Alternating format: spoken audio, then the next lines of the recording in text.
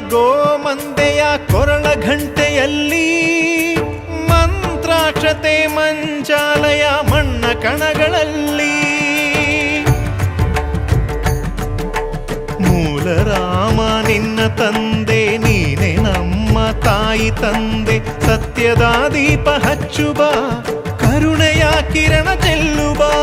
ರಾಮನ ಸಾರ ತುಂಬುಬ